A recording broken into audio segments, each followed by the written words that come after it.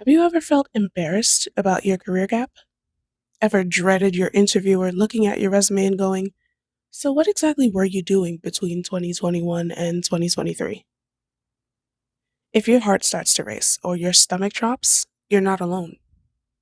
Talking about that job gap can feel like a giant spotlight exposing all your insecurities.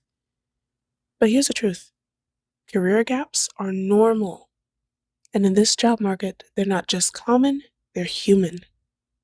So today I'm showing you how to own your career gaps with confidence, how to answer questions directly, and how to turn that gap into a sign of growth, not weakness. And if we haven't met yet, hi, I'm Yvette. I'm the founder of Polished and Hired, and I'm on a mission to help mid-career Black women professionals revamp their resumes and interview strategy so they can land the right jobs faster. Let's get into it. So let's be real, life happens. And career gaps can show up for a number of reasons. This could be layoffs or hiring freezes, mental health breaks, caregiving or parenting responsibilities, going back to school, starting your own thing, burnout recovery, or you're just taking time to rest and figure out your next move. Here's what you need to know. A gap does not disqualify you, but a vague or anxious explanation does. Hiring managers aren't looking for perfection. They're looking for clarity, growth, and self-awareness.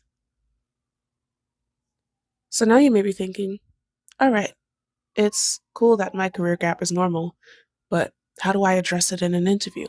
I am so glad you asked. Here's a simple three-part formula that you can use to address any career gap question. First, be honest. You don't have to overshare. Just be clear. Two, show growth. Talk about what you learned or how did you regroup. And then three, show readiness. Say why you're excited and prepared this time around. Here's a sample answer for you so that you can hear what it sounds like. So in early 2022, I stepped away from the workforce to focus on my health and family. During that time, I kept up with industry trends, completed 2 relevant certifications, and used that time to reflect on the kind of work that really aligns with my strengths. Now, I'm re-entering the workforce with clarity, energy, and a strong focus on adding value in roles like this one. And just for a little extra help, I included some sample phrases that you can use as you were going along and crafting your own answers. That way you don't have to just spitball. Remember, you start with honesty, right? You go into the growth. What did you do? And then you talked about how you're ready this time around. And to make sure you're really ready, here's how you can prepare without overthinking it. You don't need to memorize a monologue. You just need to practice your answer out loud. Even once makes a big difference. You need to keep your tone steady, not apologetic. This is not something to be ashamed of. You need to avoid rambling because clarity equals confidence, especially in this case. And you need to bring it back to the value you offer now. If you're still feeling nervous about how to phrase it or how it will land, just know most interviewers aren't judging the gap, they're judging your story. So tell the truth, frame it with growth, and bring it back to your value.